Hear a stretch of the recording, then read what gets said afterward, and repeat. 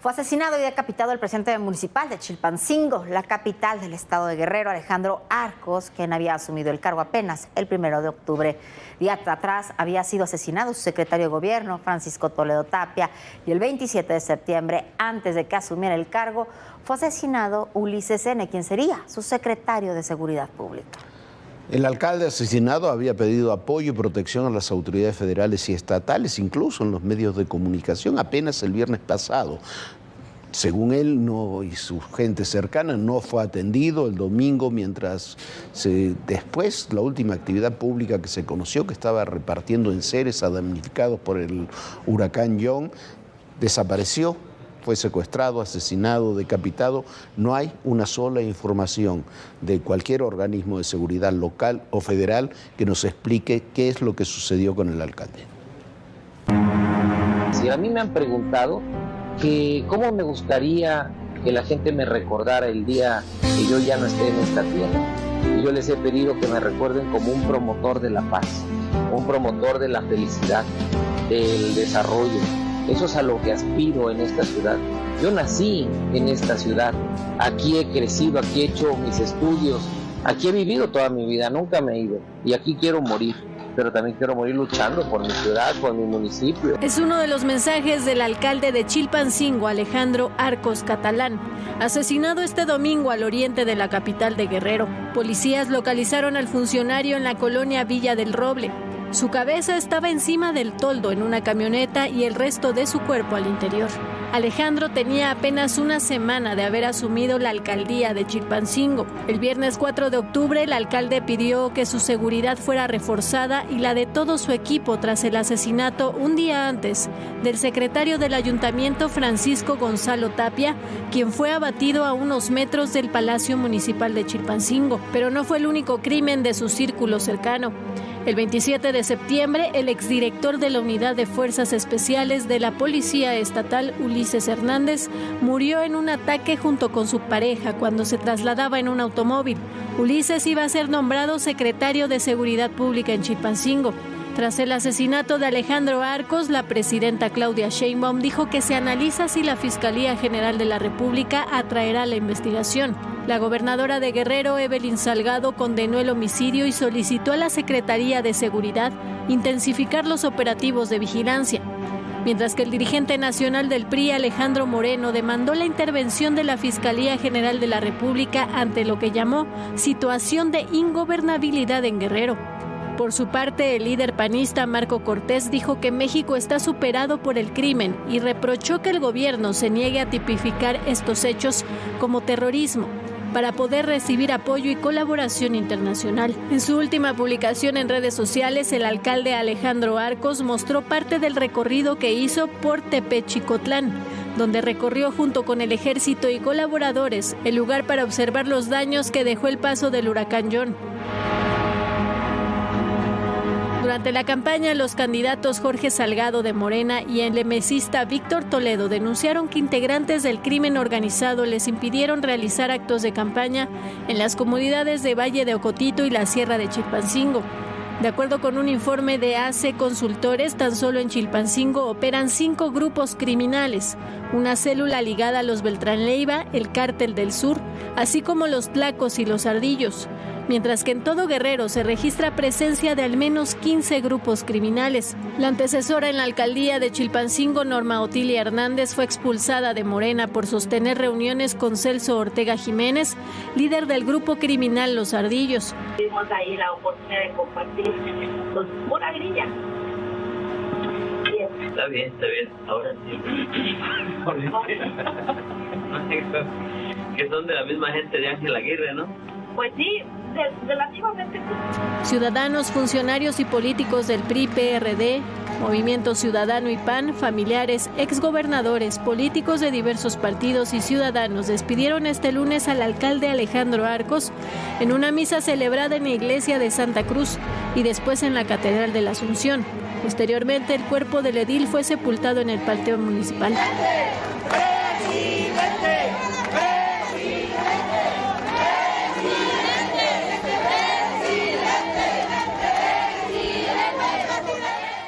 Mire, no vamos a especular sobre lo que ocurrió. Ojalá haya investigaciones y nos den una explicación sobre lo que ocurrió con el asesinato tan terrible, tan brutal de este alcalde que acaba de asumir. Evidentemente, como decía ahí, Norma Otilia ahí estaba reunido con el líder de los Ardillos y el líder de los Ardillos le dice, todos ustedes son gente de Ángel Aguirre. Sí, Norma Otilia era gente de Ángel Aguirre, el alcalde Arcos era gente de Ángel Aguirre.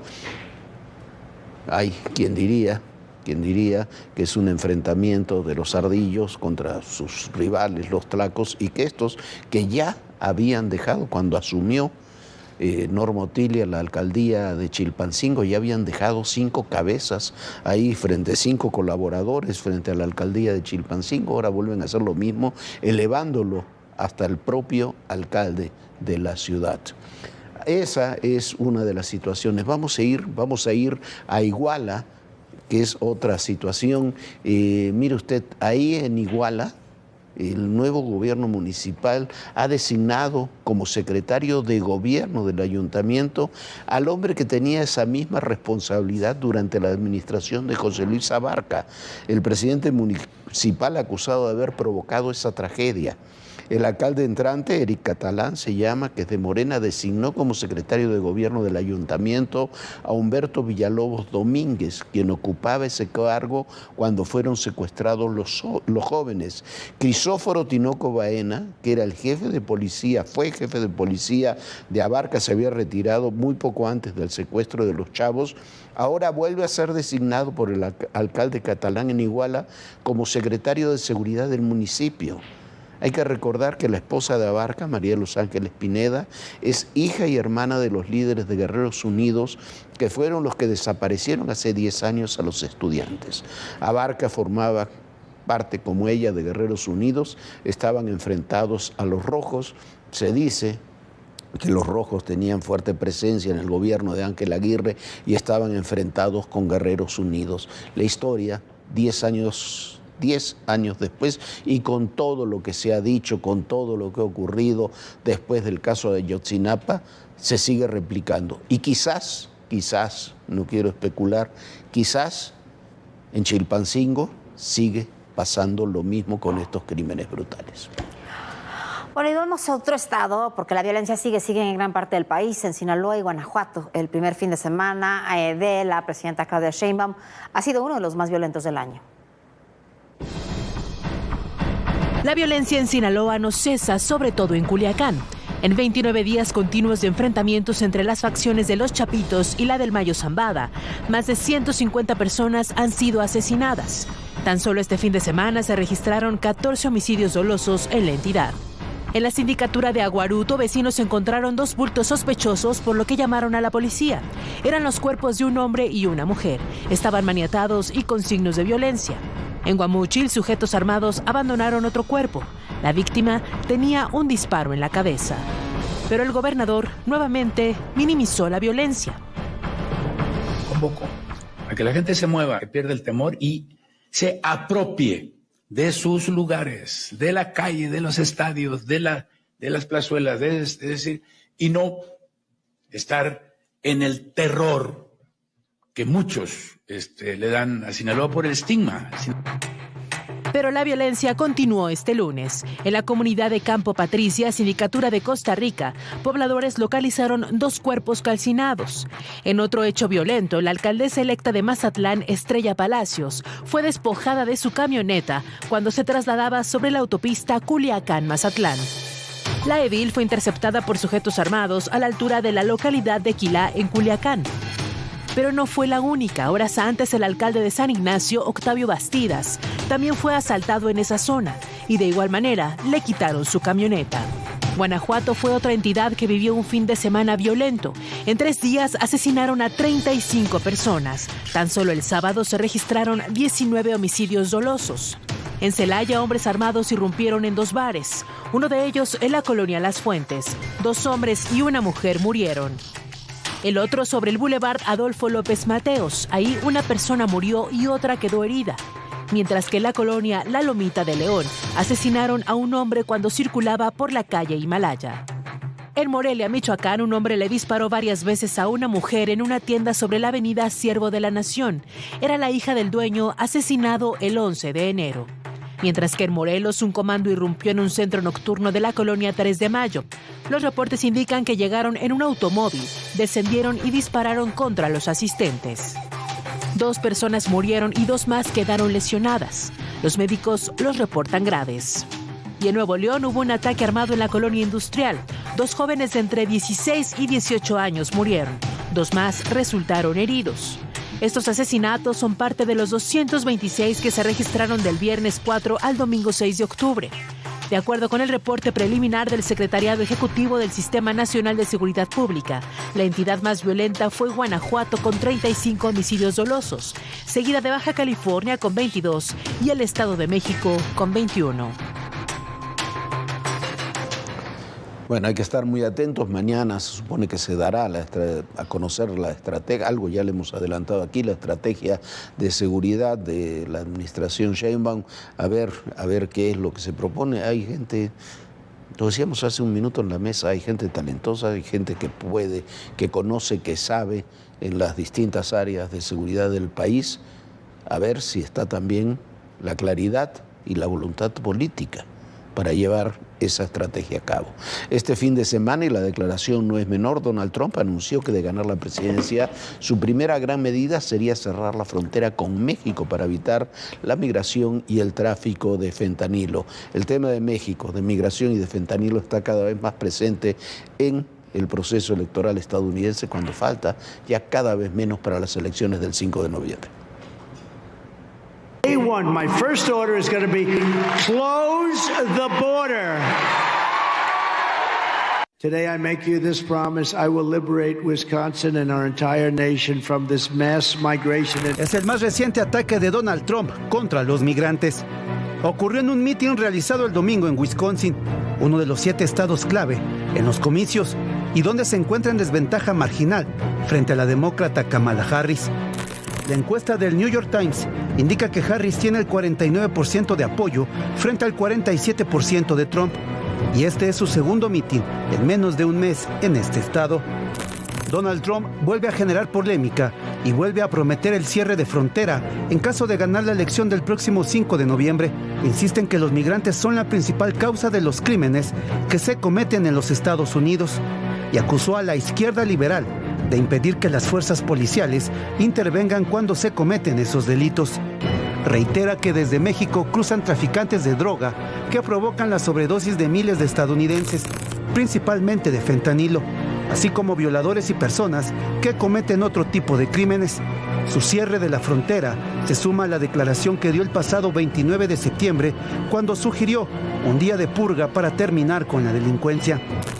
También acusó a su contraparte demócrata de apoyar una iniciativa propuesta por el gobierno federal en la que cubren los gastos correspondientes a las operaciones de cambio de sexo de migrantes que aún no cuentan con sus documentos en regla.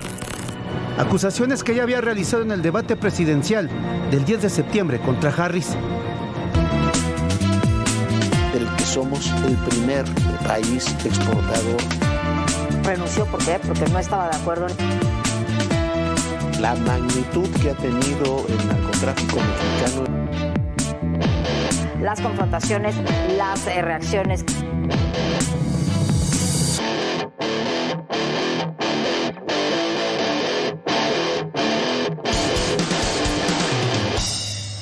La maestra Ifigenia Martínez falleció este pasado sábado 5 de octubre. Fue una mujer que abrió brecha para muchas de nosotros. Cuando Ifigenia nació, ni siquiera podía votar la mujer en México. Imagínese usted, fue pionera con la izquierda mexicana, fue la primera mexicana que tuvo una maestría, obtuvo el grado de maestría en la Universidad de Harvard, fue maestra de muchos de los economistas que hemos tenido en la política desde los años 60 hasta ahora. Y bueno, a ella el Congreso de la Unión le rindió un homenaje luctuoso de cuerpo presente. Hace tiempo tuve tiempo de platicar con Ifigenia Martínez sobre su vida, sobre su trayectoria. Esta es parte de la conversación, de esa conversación.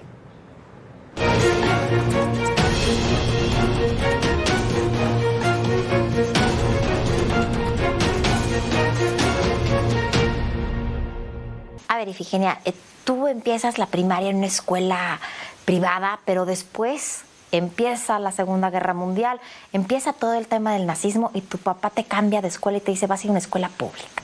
Así es, me tocó la secundaria 10, una magnífica secundaria en ese entonces. Habíamos heredado el local del Teresiano, que en aquel entonces pues habían cerrado todas las escuelas de monjas, y entonces me tocó también un magnífico local con una sala de juntas muy bonita. En fin, estuvimos muy bien alojados, magnífico director, profesores, alumnos. Yo guardo un recuerdo muy grato de todos mis estudios, a ver, tanto aquí en México como en el extranjero. Platícame la historia de tus papás. Era un México en los 1930s muy diferente a lo que vemos ahora. Más bien fue con los 40. Yo entré a la preparatoria en 1940 y entonces pues estaba como gran expectativa y tema de conversación y preocupación la Segunda Guerra Mundial. Y así que, pero pues mi papá era de izquierda. Y se casa muy chiquita y se va a estudiar a Estados Unidos, a Boston. Pues no tanto como muy chiquita, pero sí me casé joven, y la suerte que mi marido, que fue un economista muy, muy prestigiado y además muy estudioso, él consiguió su inscripción a Harvard. Era muy difícil entrar, y yo me fui como esposa con él. El primer año yo trabajé con tanta suerte, porque también aquí hay el elemento suerte, ¿no?, que entré a trabajar de calculista al Instituto Tecnológico de Massachusetts, al famoso MIT, pero me sirvió no solo para darme cuenta ahí del ambiente, sino también para ahorrar, para poder pagar mi colegiatura, cuando para mi agradable sorpresa me admitieron en la Universidad de Harvard, ya por méritos propios y por las entrevistas que me hicieron, mis antecedentes, mis calificaciones, todo. Fue un día para mí muy memorable. Mi marido ya asistía a la universidad, así que yo también pude estar ahí 2 años y hacer los exámenes generales para el doctorado, que eran exámenes de conocimientos generales, pero me faltó la tesis. Yo sabía que ya no iba yo a regresar, así que nada más yo alcancé a hacer la maestría y mi marido sí hizo su tesis. Cuando regresamos aquí a México, yo inmediatamente me ingresé a la universidad y ahí he tenido la oportunidad de dar clases, de llegar a ser directora de la Facultad de Economía, en aquel entonces de la Escuela Nacional de Economía. ¿Y cuál fue su primer cargo político? En la Secretaría de Hacienda, como analista de la Oficina de Política Fiscal. El secretario era el licenciado Antonio Ortiz Mena, y a mí me tocó de director de estudios financieros, que fue la persona que me invitó a trabajar ahí en la Secretaría, el licenciado Raúl Salinas, el papá del que luego no fue nuestro presidente. Y después, bueno, ha sido diputada, senadora, ha estado en todos lados. Sí, pues ya, entré a la política y entré vía la Cámara.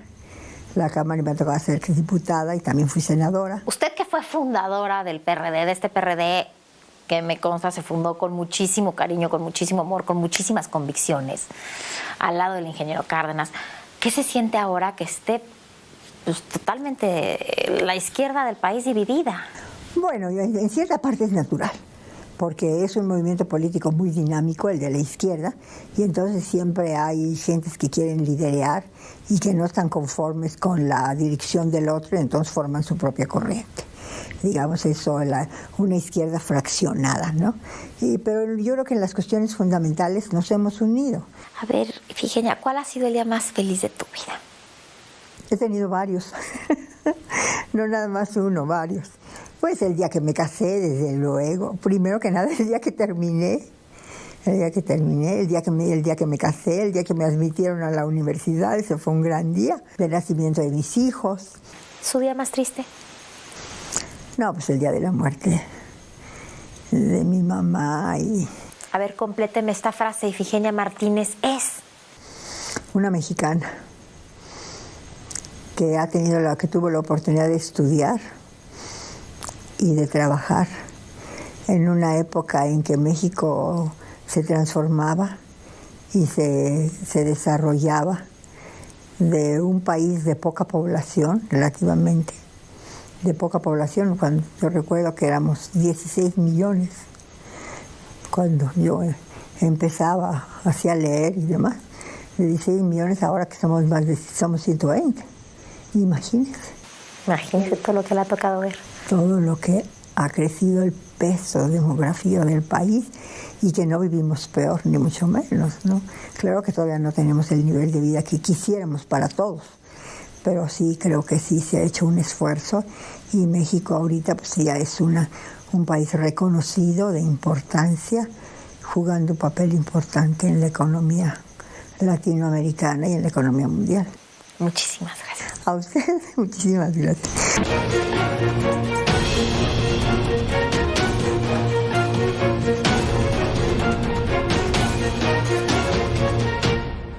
Bueno, Ifigenia Martínez, como ella misma lo dice, fue una mujer mexicana, pero que además tuvo el temple, la capacidad, el conocimiento, la persistencia para vivir todas esas etapas de México.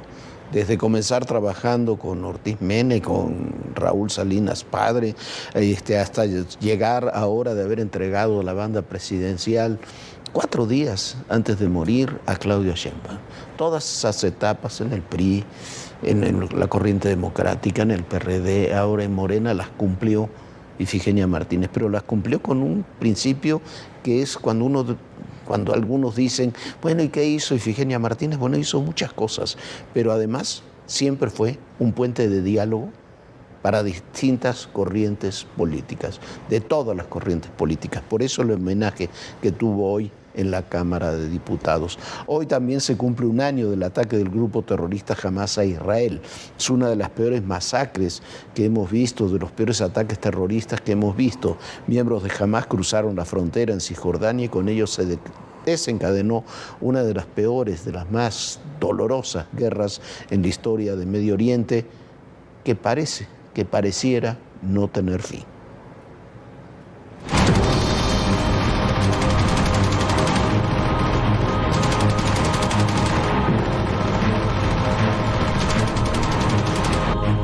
El amanecer del 7 de octubre del 2023 se convirtió en uno de los más sombríos en la historia israelí.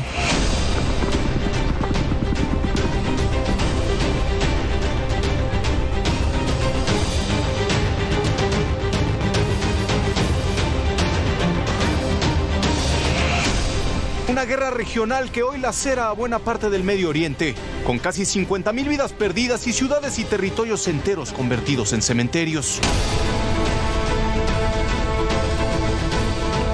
Aquel día, cientos de militantes del grupo terrorista Hamás y de la Yihad Islámica Palestina ingresaron en camionetas y motocicletas en la ciudad de Sderot. Casi 700 personas fueron asesinadas dentro de su propia casa.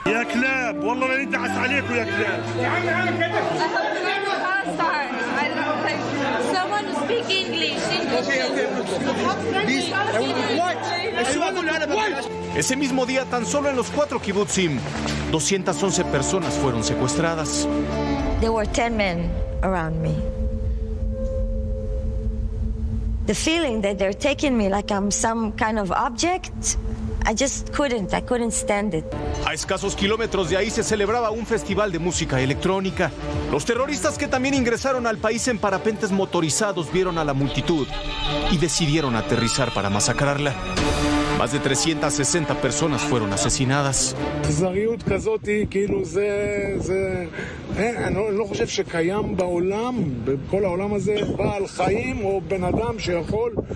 Otros 40 jóvenes fueron secuestrados y llevados hacia la Franja de Gaza. La respuesta israelí ante sus más de 1,100 muertos nació sin miramientos. La operación Espadas de Hierro llenó de plomo y fuego el cielo palestino. El objetivo era destruir la infraestructura del grupo terrorista Hamás, cuya estrategia de defensa es construir búnkers debajo de edificios civiles que utilizan como escudos humanos. 12 meses de guerra han dejado alrededor de 41,000 muertos.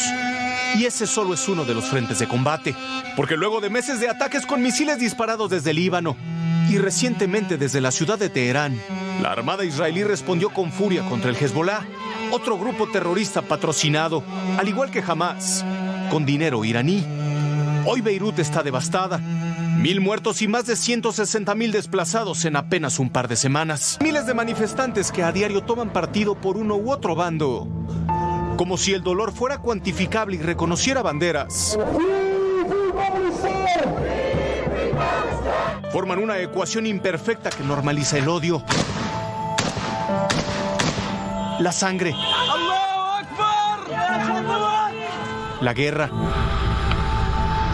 Raciel Cruz Salazar, Fuerza Informativa Azteca. Y si es una tragedia lo que está pasando, es increíble que en estos momentos que estamos viviendo haya guerras, haya tantos asesinatos, haya tantos pleitos, haya tanta gente, sufriendo de la manera en la que está sufriendo.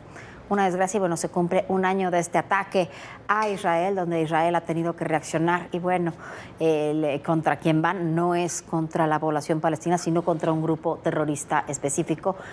Así están las cosas. Muchísimas gracias por habernos acompañado el día de hoy. Lo vemos mañana aquí a las 11 de la noche. Descanse, sueñe bonito. Bonita noche, Jorge. Muy buenas noches, Viviana, muy buenas noches a todos ustedes. Y recuerden, el poder y en la política, todo, pero absolutamente todo es personal. Gracias.